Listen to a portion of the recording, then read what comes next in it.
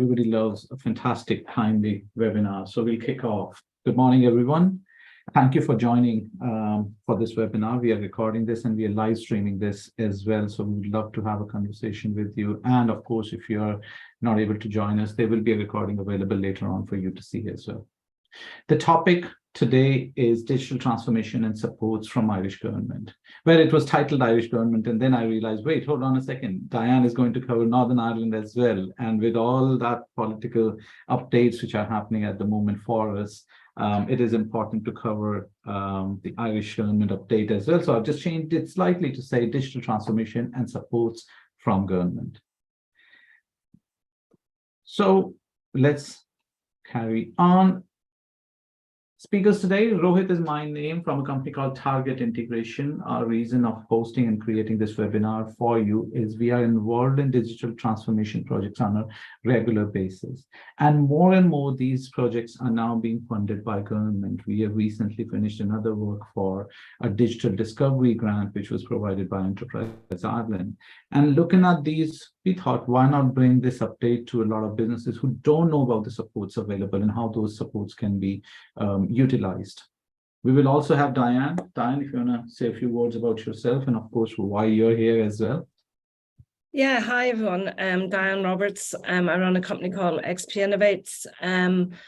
And I suppose over the last 15 years, I've been working with startups and established companies really in terms of growth and scaling and in accessing funding that allows them to actually achieve some of their more corporate objectives. Perfect. So that's the idea and that's the plan today. And thank you, Diane, for joining us for the webinar today. Just a little bit quick bit about Target Integration. Target Integration was started in 2008, not too far away from where I am at the moment in City West. It was in Northside Dublin in Fairview. From there, the mission always was every business should be able to leverage the full power of their business insights. And that's what we have been doing since then. Whenever we come in through a digital transformation project, we try and help businesses and then ultimately give them the reports that they can utilize to make decisions about their business. At this stage, we've got offices Dublin, that serves as the headquarters as well, Birmingham and Oxford, 2 offices in the UK, 4 offices in India. It's a very important market for us. It is a market where we are selling and providing our software solutions as well. And quite a lot of knowledge and experience of manufacturing businesses is utilized over there and is gathered from there as well. Quite a lot of manufacturing businesses are based in India and Asia at the moment in general. We recently opened up San Francisco as well, US as well, and that's where we are based. And then we have a development center in Greece, providing a perfect mix of quality and value. If my clicks are working right. What do? We are ISO certified. We bring in our products, off-the-shelf products. We bring in the services behind them, providing a solution to our customers. Leading the industry for over 15 years now at this stage. More than 4,000 customers, 6,000 odd projects completed. We have 100+ experts. The last time I checked, it was 135 experts spread in 8 offices around 4 countries. Partners we work with, so we bring in software solutions from our partners, our software partners from Microsoft, SAP. These are the well-known brand names. But then at the same time, we've got some really strong partners who are dark horses of the digital transformation world, but do very well. Zoho is there, Odoo is there, a Belgian software company, Rhino, Pipedrive, Zendesk, Salesforce, very well-known software again, HubSpot as well. So we work with quite a number of partners. Our view is it's not the software, it's the solution. It's your problem, and that needs to be fixed first. So that's how we approach everything. And of course, without taking a lot of time, some of our happy clients we've worked with and are working with. So at this stage, let me hand you over to Diane, and Diane, over to you. During this period of time, we will be asking some questions to our audiences as well and getting their feedbacks and updates. So while Diane, you're sharing your screen, I will quickly raise a poll for our audience just to check. Have you ever had the experience of funding. Have you ever applied for funding from a government organization? And I see all of a sudden 3 questions have been presented to you, but if you can just answer the first one or answer all 3 of them, yes, please go for it. Have you ever applied for funding? Yes or no? How has been the experience? Was it easy? Was it, did you get the funding in time? Was it difficult? Applied but didn't get it? All those sort of possibilities. And if you had an additional 5K, what would you spend it upon? So 3 questions for you. Have you ever applied for funding? How has been the experience? And if you had an additional 5K, what would you spend it upon? And at this stage, I'll hand it over to Diane. I have received quite a lot of responses at this stage, and we'll share the polls in a minute. So yeah, I can see that. Can you hear me okay? I can hear you perfectly fine, and Okay. I've just shared So, the results as well. So what people have said is 60% of the people who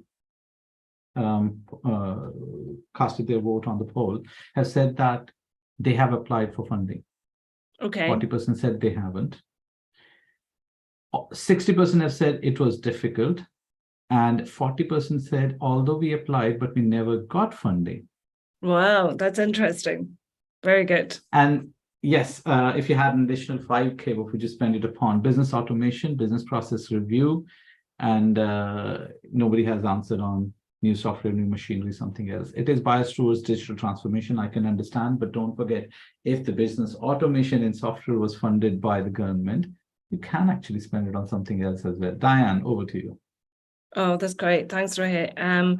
So good morning. I'm Diane Roberts. I'm the CEO of XP Innovates, and I suppose the funding part of our discussion today is quite interesting, and but it's only one of the many things we do when we work with companies. So what we focus on is looking at helping companies accelerate their growth plans, empower their innovation, and I suppose in many ways to stir their ambition for that ability to be able to think bigger, look bigger. I mean, I always have this view that, if you open a butcher shop on the high street, you're going to have 60 hours a week that you're going to put into it.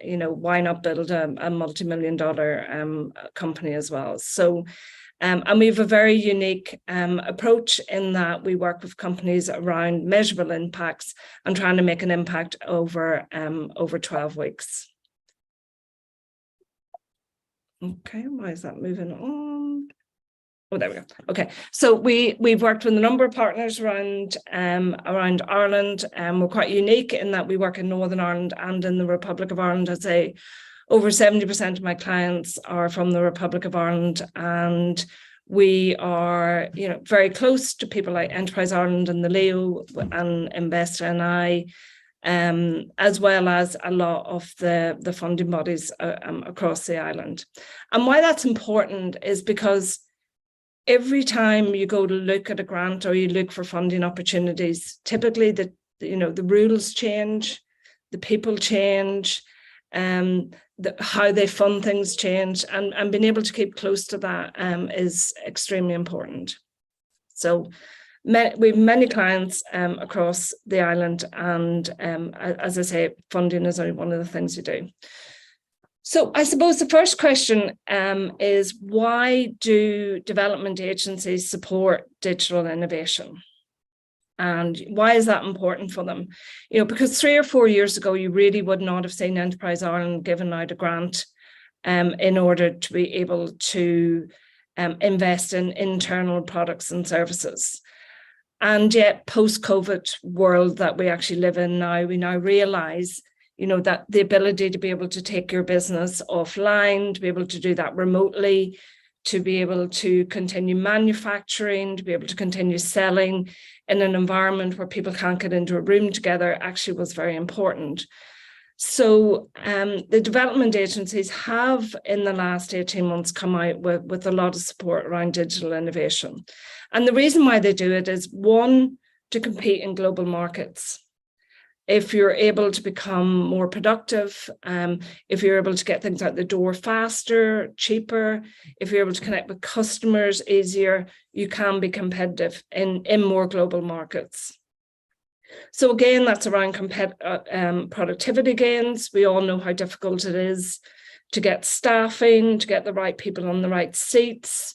And if you can actually take away the need, for individuals to be in front of a screen by using actually productivity gains, that's great. The third is really looking at new products and services. So what can digitalization do in terms of being able to help companies launch new products or services? And the fourth is access to innovative technology. This funding will not be given out for you to do a new website or for you to automate something, quite simple. It's really about looking at how, and Rohit talked about that when he was talking about, it wasn't about the products, it was how you put the products together and how you actually produce a solution. I mean, this is about accessing innovative technology in order to create a competitive advantage within the market. And if you can tick those boxes, there is a lot of support actually out there across the varying stages of whether you're a very small company, whether you're a medium-sized company, or whether you're a large company. So the first thing I want to look at is, first of all, the support from Leo and Enterprise Ireland. It's and Utras na Gaeilge. So it's quite universal across the product offering is pretty similar, right, across the piece. And the first one is what Rohit talked about. One of his clients has recently got. It's a digital discovery grant. And the digital discovery grant gives you a grant that allows you to engage with consultants and experts to actually help you map out your innovative digital journey. So it's been able to take, experts into your business, understand what your problems are, and then being able to actually produce you a roadmap of how you can have those productivity and competitive gains as part of an overall investment solution in the future. And I'll talk about that in a moment. So it's quite simple. It's a digital discovery grant. The application is online. It's online on the Leo, your local Leo site, or under Enterprise Ireland. You can complete the application after you've done an initial assessment, what they call a digital scorecard. So whereby you actually assess, where you are within certain parameters. And it's quite easy. It's a 15, 20-minute front of mind assessment of where you are on that digital journey. What I would say is, if you are a Leo or an Enterprise Ireland client, I would let your DA or whoever you're working with in the Leo know that you are interested in this grant before you actually submit your final application. Okay, so the application does take a little bit of work. Like all government funding, it's free, but there is an overhead, and the overhead is that you write that application right, and that you look at how they're actually going to fund things, and you actually write the application on the basis that they can fund you, right? So what I would do is I would advise the DA or your local Leo that you are interested in a digital discovery grant, have that discussion, get their advice and guidance, and then complete the application form. And a decision will be within 2 weeks. You should know fairly quickly. And the grant is 80% of 6,500. That's your maximum grant you can get, so that it can be lower than that. And it's really based on getting 7 days of an external consultant to actually support you to write that digital journey plan for the future. Eligibility criteria is, if you're an Enterprise Ireland client, you must have over 10 full-time employees. But for Leo and Nutraceuticals clients, you must have 5 or more in the business, but you must be focused on trading internationally. They're not going to support you if it's just trading within the island. Okay. So once you do that, the output from that consultancy should be a document that allows you to apply for stage 2 of the digital innovation grant. Or you may find that you don't qualify for the digital innovation grant. Okay, it may be that what you're trying to do, you probably want to take maybe more baby steps in order to get there, and longer term, maybe you don't have the matching investment of the 150,000 that you could possibly have for the second lot of the grant. But realistically, if you're going to go through this here, you really should be thinking about, you know, I really want to look to invest in digital innovation going forward, and your eye should be really on getting the larger amount of grant. Okay. And this grant is actually significant. It really is worthwhile if you can get it, right? It's up to 50% of the costs for implementing your digital plan. And that is basically on a spend of 300K. It doesn't include software or capital spend. Okay, so if you're doing software licensing or whatever, it doesn't include that. But it does include staff costs for all of the staff who are implementing the project, right? So if you have to take 1 or 2 people out from what they're currently doing for at least 50% of their time or 25% of their time, that their costs can actually be claimed within the project.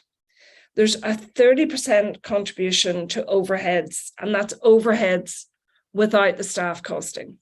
Okay, so you take the staffing costs out, and then it's a 30% contribution to overheads over the course of the grant term.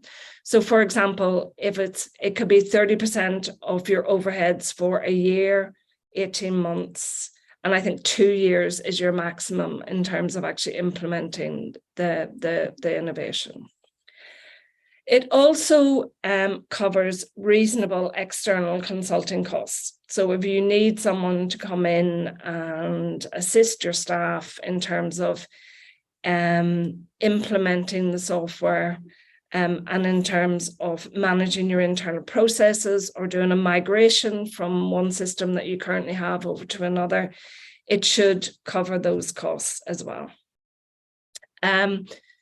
The funding is not automatic. So again, my advice is to talk to your DA or talk to your Leo representative the whole way along this journey. Get them to buy into what you're trying to do as an organization. Make them understand how important this is to your future growth, to your international development plans. And, you know, they will make a decision based on your application, but also based on the knowledge that the DA or the Leo have of your organization. So it's not automatic. You know, there's no right to actually have this grant. It really is about demonstrating that this will make significant impact, but it must be innovative in nature. Okay, so it can't, you know, it can't just be, you know, digitizing a process that you currently have. So it can't be implementing Sage or implementing HubSpot in isolation. I mean, they're not innovative projects, but it could be the way that you actually put those products together in order to get productivity gains that would allow you to compete internationally. And again, it's how you write that and how you actually show the vision of that. Then there is an assessment of applications. It goes to a committee.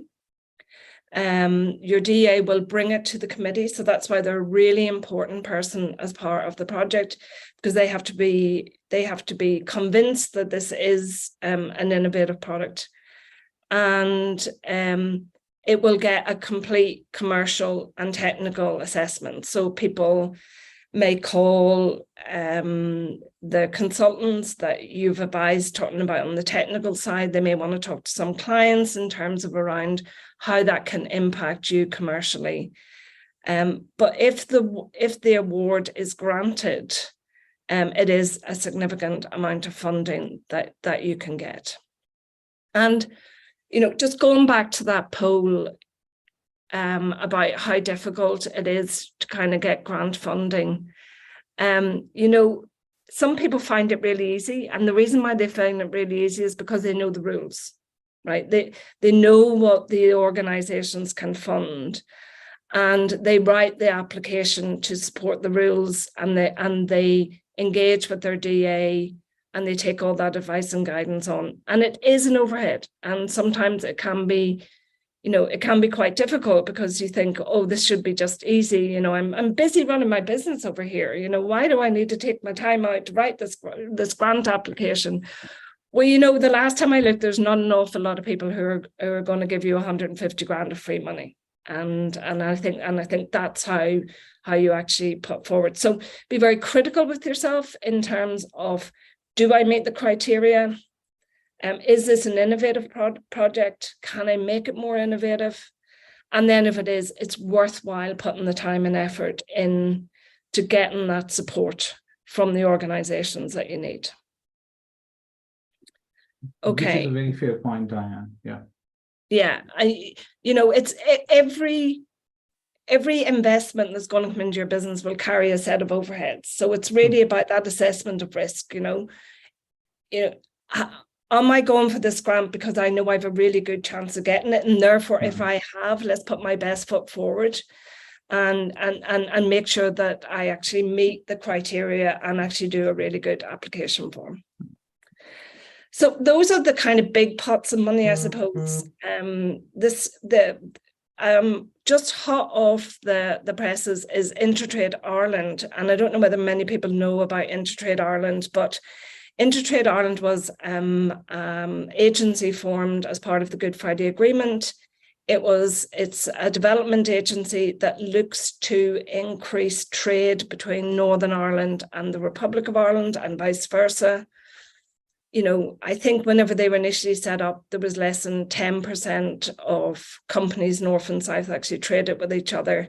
And this was really about plugging that gap, and nothing has changed on that, right? You know, they're still there as that agency that encourages cooperation and encourages trade north and south.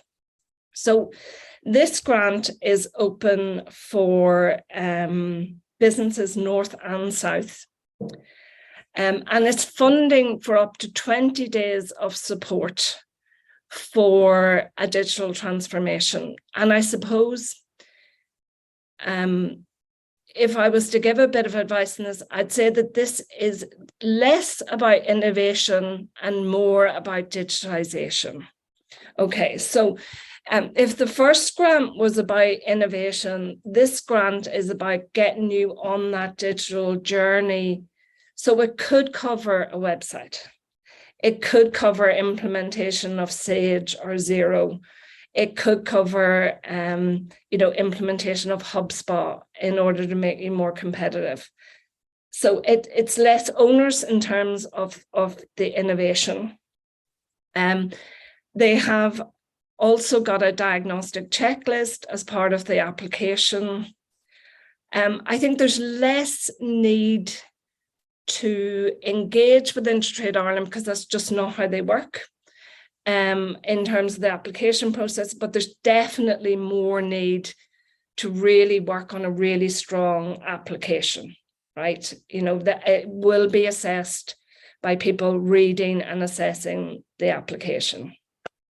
There's some minimum criteria, right, that you need to meet. You need to have a turnover of 150,000 sterling or 170,000 euros per annum. You must have been trading for at least 24 months. So it's not there for the startup community.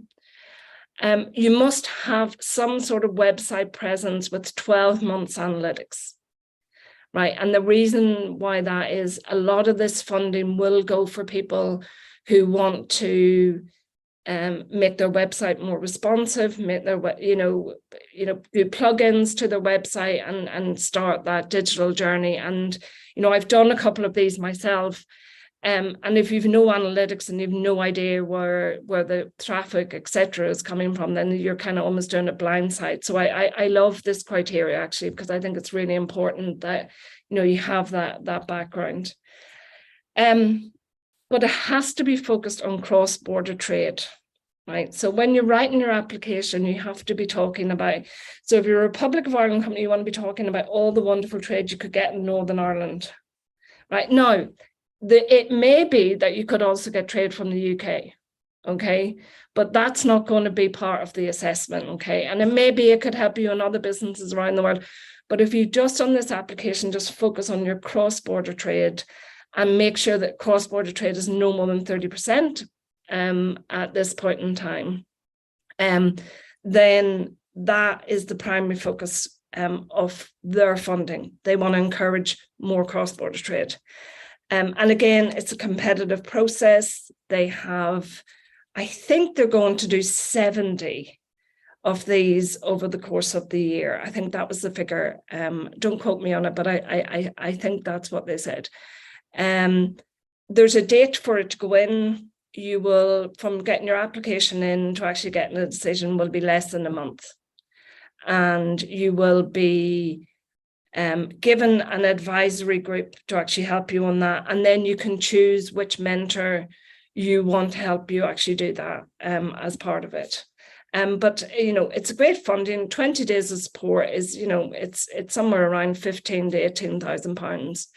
And it could be a stepping stone for you to go forward for the innovation.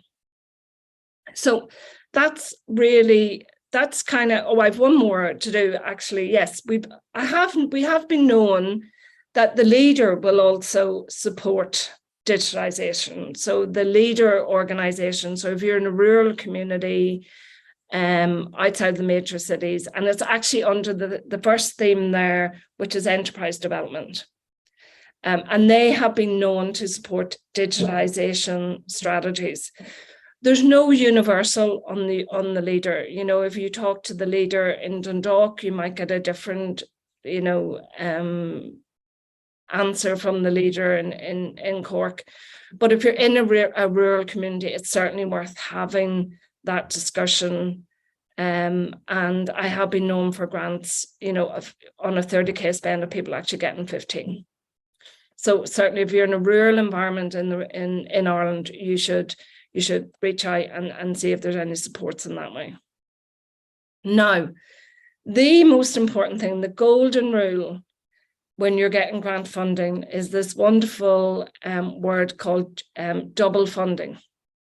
Okay, so what you've got to make sure is that you're not applying to all of these organizations for the same project, right? So that you have to be very careful. If you have, a digitization strategy, then it's good to talk to someone like myself or Rohit, where we could say, well, look, to do the first bit, maybe go to the leader, and then let's complete that. And then maybe the second bit, we could maybe see if Intertrade Ireland could actually help you for that bit. And then you could be ready for the innovation one and go to Enterprise Ireland for the third bit. But it's not actually funding the same project. It's actually using that funding in different ways. And there is ways to kind of shop around and make sure you get all the supports that you want, but just be careful with the double funding issue. So that's all our supports in the Republic of Ireland. And I hope that Irish companies are really delighted when they actually look at actually what's happening in Northern Ireland, because there are virtually no supports in Northern Ireland. There is no initiatives coming out from Invest NI around digitization. As you know, we're having our own issues around whether do we have a government. We don't even have a minister. So I don't expect any new initiatives to actually come down the line from Invest NI. But what I'd say is if you are an Invest NI client, you can get strategic consulting support, right? So you can apply for a number of days for a specific support, and you'll get 50% of the consulting cost to the maximum of the degree of the agreed days. So, you could be there looking at, a 10-day spend of which you maybe get, 5K back on a 10K spend. But again, the supports are very, very limited. So that's it. That's my funding journey for you, and I'm happy to take any questions. Brilliant. Thank you, Diane. Thank you for such an informative presentation. Really good information there, and I'm hoping that some of the attendees will be able to make use of some of these grants. It's very useful, but then at the same time, the question always comes, and let me kick you off with first question from my side. The question always comes, there's a lot of paperwork. Yes. And, you're right. You did say that every investment project, every business project that you would like to do has a bit of input into it. And most of the funding projects would have paperwork as the biggest input rather than, and if you get that, yes, it's useful. But is there a way to reduce the paperwork? Is there a way to speed up the paperwork? Can you imagine, if, you opened the front page of the Sunday Times and you find out that someone got 50 grand because they put a phone call into the Leo and they said, oh yeah, that sounds like a really good project, right? So, the paperwork is about the audit trail, and it's about, ensuring, that government money is actually spent right. There are lots of people will help you do grant applications. I've seen accountants do grant applications. And there are lots of third parties out there that will help you. And, my view, I help a lot of people do grant applications, right? Just because I know what the person on the other side wants to hear, right? Sure. And if you want to short circuit that, yes, you can. You can get help and advice on that. But, that always has to be balanced off. If you're getting 6,500, you're getting a £5,000 grant, are you going to pay someone, 3 or 4 days work in order to do that grant? So if you can do an awful lot of the heavy lifting on it yourself and then give it to someone to actually look at it and change the wording and change the emphasis and help you, that I think is the most cost efficient way of actually doing it. Now, when you go in for those bigger amounts of money, the 150, and you've got the first grant, really that grant should be used to give you the wording and the background and the information that you can put into the grant application for further funding. Sure. And that's what your mindset should actually be. No, fair point. And I think that's why most of these grants would generally have a pre-stage as well, where you could apply for a smaller funding, yes, which helps you to grow. While target integration is a service provider, we have received some of the grants from Intertrade Ireland, likes of those, and big fan of them because they provide hands-on support. They take you through the journey as well. Just a heads up for our attendees, if you have any questions, please use the Q&A channel and send some messages over to us. We'd be happy to answer them for you. Diane, I'm sure will be happy to answer them for you as well. Diane, how is the landscape changing? Are there more grants now than before? I'm sure nobody's talking about COVID and likes of those things anymore, but is the landscape improving for funding or is it getting worse? It really depends on who you are, right? So I think for startup companies, there's no grants. Okay, it's pure equity, and you need to get match equity for there's a couple of convertible loan notes out there now from Enterprise Ireland, but that's at the very early stage.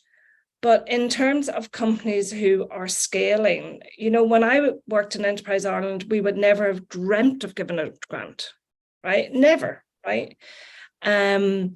And the reason being that we always wanted to be a shared risk, shared reward, right? Sure. You know, so if we're going to invest in you, you know, we want a shared risk, shared reward. But what I've seen over the course of it, you know, it really started with Brexit. Grants started to become more of a thing, you know, because companies said, like, I don't want to have to pay this back because I don't know what the risk is in terms of what I'm doing.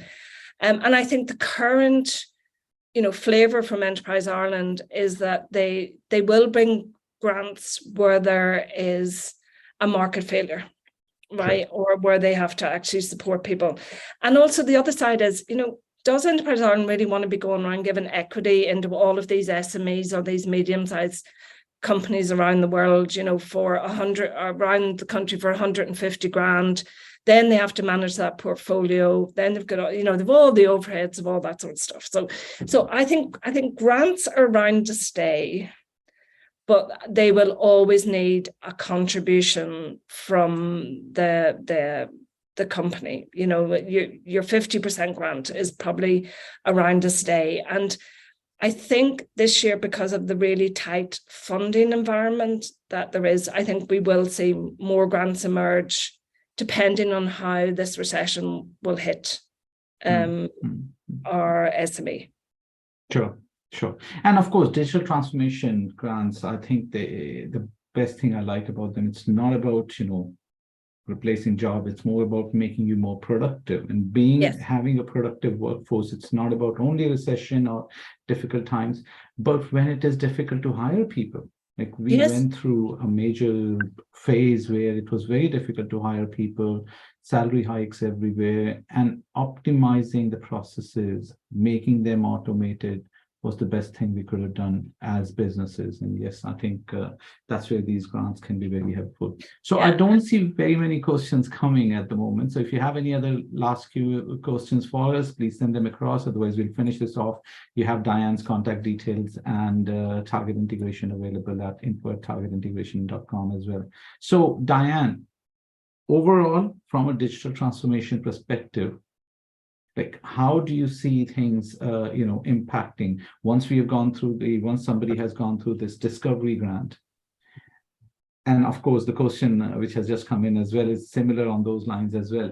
Does it take long to get the bigger grant around digital transformation, the one you mentioned? What is the timeline of approval? Well, that really depends on how quick the companies move. So you get a digital discovery grant, and that's for a number of days. It's what, 6 days, 7 days, right? So say you do that over a 6 or 7 week period, you get the grant, and then engage with your DA or your Leo representative. And then it's about putting the work into actually getting your agile going forward. And your DA, once you start talking to your DA, they will start to give you an expectation of kind of saying, okay, I think this is good. I think this could work. And what I would be saying then is, like, which month will this go to committee? Like, how soon can I get this to committee?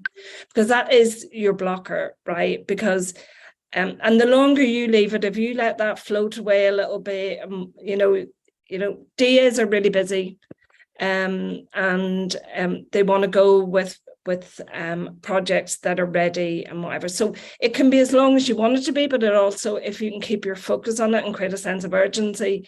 But I think a realistic expectation from getting stage 1 of the digital discovery grant to getting approval is somewhere between 3 to 4 months.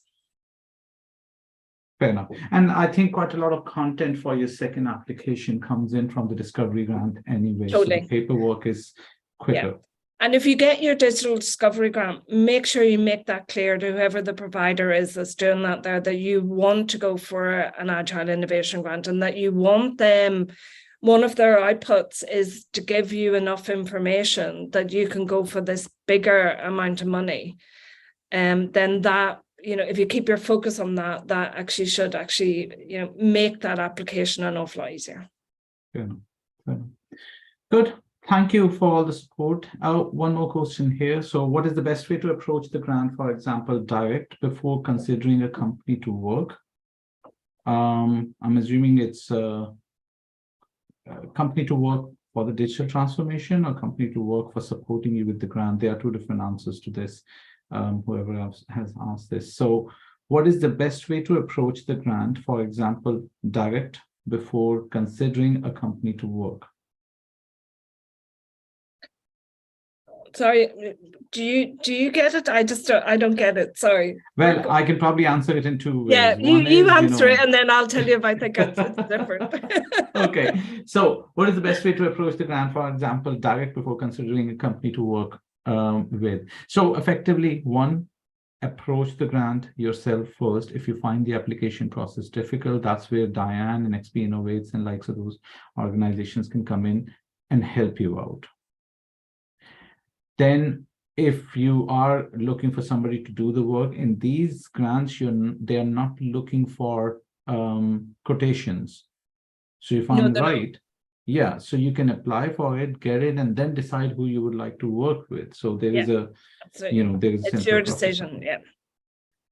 Yeah, So but then, you know what I would say? I would say before you, if you know someone, if you know an organization that you already trust, that you think could actually help you on that journey, you know, do it together. You know, let them help you. You know, put in for that grant, because it's in their best interest as well to kind of help you get that.